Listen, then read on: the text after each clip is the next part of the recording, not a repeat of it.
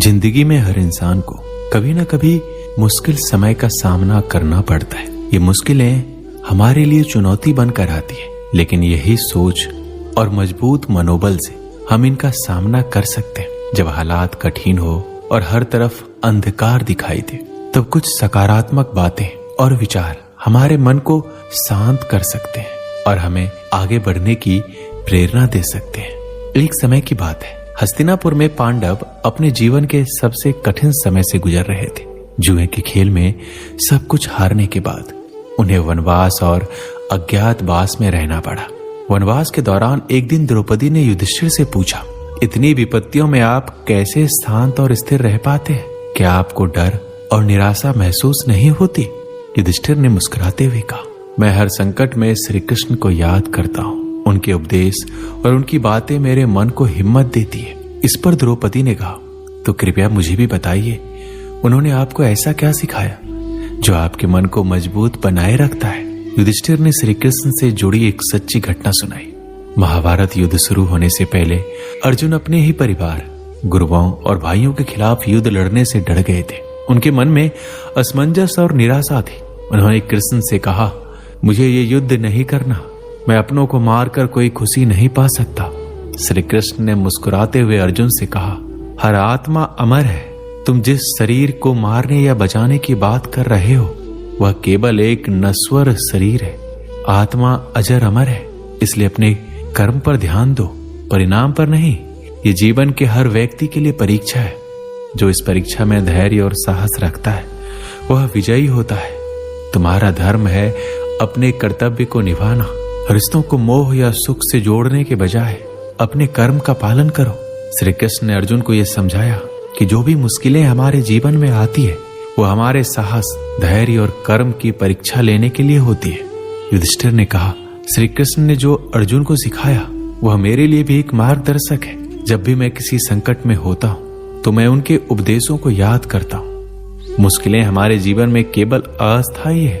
अगर हम अपने मन को शांत रखें और अपने कर्तव्यों पर ध्यान दें, तो हम हमारे संकटों से पार पा सकते हैं। द्रौपदी ने इस बात को समझा और कहा, यह सच है। अगर मन में हिम्मत हो और भगवान पर विश्वास हो, तो कोई भी मुश्किल हमें तोड़ नहीं सकती।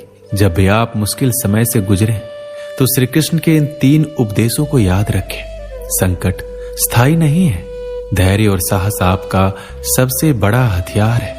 कर्तव्य पर ध्यान दें, फल की चिंता ना करें। श्री कृष्ण की ये कथा हमें सिखाती है, समय कितना भी कठिन हो, मन को स्थिर और मजबूत बनाकर हम हर परेशानी को हरा सकते हैं। श्री कृष्ण कहते हैं, किसी व्यक्ति के वर्तमान को देखकर उसके भविष्य का मजाक मत उड़ाइए, क्योंकि समय में इतनी शक्ति होती है कि वह कोयले को भी धीरे धीरे हीरे में बदल देता है। एक निकम्मे व्यक्ति के जीवन का अंत दूसरों में बुराई ढूंढने में ही होता है। बोलना सीखो, वरना जिंदगी भर सुनना पड़ेगा। तुम भी उतना ही उड़ो जहां से जमीन साफ दिखाई दे। सिर्फ उन लोगों को तुम्हारी परवाह है जो तुम्हारे खामोश होने पर भी तुम्हें सुन सके।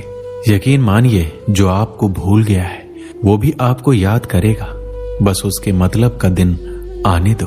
अगर आपको भी किसी का दुख देखकर दुख होता है, तो समझ लीजिए कि आपकी आत्मा में भगवान का वास है। बस शांति ढूंढिए। जरूरतें कभी पूरी नहीं होती है। जिंदगी में सारा झगड़ा ख्वाहिशों का तो होता है। ना ही दुख किसी को चाहिए, ना ही किसी को कम चाहिए। जिनकी नीयत हमेशा साफ होती है, कई बार लोग उनके खिलाफ होते हैं। अगर कोई आपसे तंग आ जाए तो उसे छोड़ देना, क्योंकि बोझ बनने से बेहतर है याद बनकर रहना। झूठ की खरीदारी ज्यादा दिनों तक नहीं चलती। केवल एक सत्य ही है जो ये अंत तक आपका साथ देता है। जीवन में हर अवसर का लाभ उठाएं, लेकिन किसी की मजबूरी का नहीं। अगर जिंदगी आपको मौका देती है तो आप धोखा खा जाते हैं। आज के समय में अगर खुश रहना है तो स्वार्थी बनना ही पड़ेगा। ये हम नहीं, इस दौर की सच्ची हकीकत है। जिसने अपनी समस्याओं पर कदम रखा वह जीत गया, और जिसने अपनी समस्याओं को अपने सिर पर ले लिया वह लुट गया। जीवन में हम कई बार बड़ी बड़ी समस्याओं से ऐसे बच जाते हैं मानो कोई है जो हमारा साथ दे रहा है, और हम उस अदृश्य शक्ति को भगवान कहते हैं। इसलिए याद रखिए कि जब दुनिया आपका साथ छोड़ देती है तो भगवान आपका हाथ थाम लेते हैं। गुस्से के सामने थोड़ा इंतजार करना सीखो और गलती के सामने थोड़ा झुकना सीखो। एक बार दानवीर कर्ण ने भगवान श्री कृष्ण को अपनी व्यथा सुनाई और कहा, हे प्रभु, जब मैं पैदा हुआ तो मेरी माँ ने मुझे त्याग दिया। इसमें कौन सा अपराध था कि द्रोणाचार्य ने मुझे शिक्षा देने से मना कर दिया, क्योंकि वह मुझे क्षत्रिय नहीं मानते थे। इसमें मेरा क्या अपराध था? और द्रौपदी के स्वयंवर में मेरा अपमान हुआ, क्योंकि मैं महाराज परिवार का हिस्सा नहीं हूँ। जवाब में श्री कृष्ण ने कहा, हे कर्ण, जरा ध्यान दो। जब मेरा जन्म हुआ तो मैं जेल में था, और जैसे ही मेरा जन्म हुआ तो मेरी मौत मेरा इंतजार कर रही थी।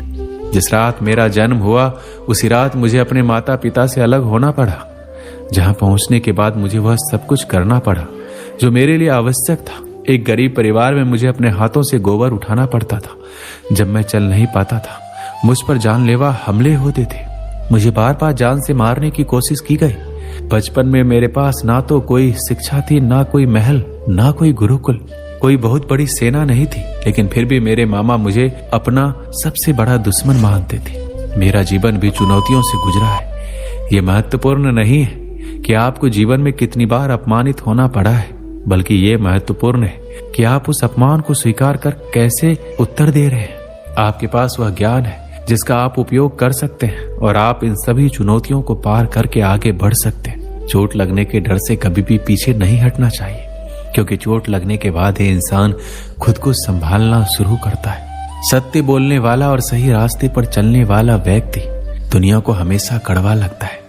तारीफ चाहे कितनी भी कर लो, लेकिन अपमान बहुत सोच समझकर करना। समर्पण एक छोटा सा शब्द है, लेकिन इसे लागू करने वाले का जीवन बदल जाता है। जब रिश्ते आपको रुलाने लगे तो इसे नजरअंदाज करना सीखिए। विश्वास के बिना इस दुनिया में कोई भी रिश्ता लंबे समय तक नहीं टिक सकता। अगर कल का दिन किसी गलती के कारण दुखद हो तो उसे याद करके आज का दिन बर्बाद ना करें। श्री कृष्ण कहते हैं, व्यक्ति के विनाश के 5 कारण हैं: नींद, क्रोध, भय, थकान और काम टालने की आदत। छल कपट से कमाया गया धन हमेशा दुख ही देता है। खामोश रहने से बड़ा कोई जवाब नहीं है, और माफ कर देने से बड़ी कोई सजा नहीं है। अपने जीवन की समस्याओं को किसी के साथ साझा ना करें, क्योंकि ज्यादातर लोगों को उनकी परवाह नहीं है, और बाकी लोग इस बात से खुश होंगे कि आपके जीवन में ये समस्याएं हैं। श्री कृष्ण कहते हैं कि दिखावा करने वाले कुछ लोग ऐसे भी होते हैं जो समय आने पर सब कुछ समझ जाते हैं। किसी से ज्यादा उम्मीद मत करो, क्योंकि जितना ज्यादा लगाव होता है, घाव उतना ही गहरा होता है।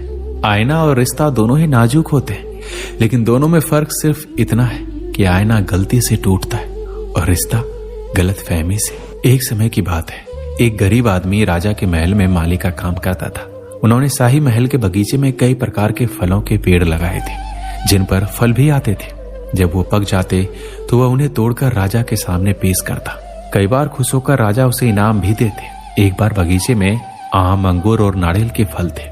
माली टोकरी लेकर बगीचे में पहुंचा और सोचने लगा कि आज राजा के लिए कौन सा फल ले आऊं। कुछ देर सोचने के बाद उसने अंगूर तोड़कर एक टोकरी में रखे और राजा के पास गया। उन दिनों राजा चिंतित थे। उसे गुप्तचर से सूचना मिली कि पड़ोसी राज्य का राजा उस पर आक्रमण करने की तैयारी कर रहा है। वह बस इस बारे में गहराई से सोच रहा था। तभी माली उसके पास आया और चुपचाप टोकरी उसके सामने रखकर कुछ दूरी पर बैठ गया। मंथन करते करते राजा ने टोकरी से अंगूर उठाए और खाने लगा। वह आधे अंगूर खाता और आधा फेंक देता, जो माली के ऊपर लगकर गिर जाता था। वो कहता है, प्रभु आप बहुत दयालु हैं। विचारों में डूबे राजा को ध्यान ही नहीं रहा कि वह माली की ओर अंगूर फेंक रहा है। उसने एक बार फिर माली की ओर अंगूर फेंके और फिर माली ने कहा, प्रभु आप बहुत दयालु हैं। इस बार राजा ने माली की ओर ध्यान दिया। उसने आश्चर्य से उसकी ओर देखा और पूछा, माली मैं तुम्हारे ऊपर जूठे फल फेंक रहा हूं और तुम कह रहे हो कि भगवान आप दयालु हैं। इसमें भगवान की कैसी दया है? माली ने उत्तर दिया, महाराज आज बगीचे में 3 प्रकार के फल थे, आम, अंगूर और नारियल। मैं आपके बारे में सोच रहा था कि मैं आपके लिए कौन सा फल लाऊं। ईश्वर की कृपा से मेरे मन में आपके लिए अंगूर लाने का विचार आया और मैं अंगूर ले आया। अगर मैं आम या नारियल लेकर आता तो सोचो मेरी क्या हालत होती। इसलिए कह रहा हूं, भगवान राजा बहुत दयालु है। वह सोचने लगा कि मैं व्यर्थ ही परेशान हो रहा हूं। भगवान की दया से उसे पड़ोसी राज्य के राजा द्वारा शुरू की गई योजना के बारे में समय पर पता चल गया। इससे उसे अपने राज्य की रक्षा की तैयारी के लिए पर्याप्त समय मिल गया है। ईश्वर को धन्यवाद दिया और राजा रक्षा की तैयारी करने लगा। जब युद्ध छिड़ा तो उन्होंने युद्ध जीता और अपना राज्य बनाया। दोस्तों, समय का चक्र ऐसा ही है, कभी अच्छा समय आएगा तो कभी बुरा। हम अच्छे समय में भगवान का शुक्रिया अदा करना भूल जाते हैं और बुरे समय में शिकायत करना शुरू कर देते हैं, जबकि जरूरी है कि हम अच्छे समय के लिए भगवान का शुक्रिया अदा करें।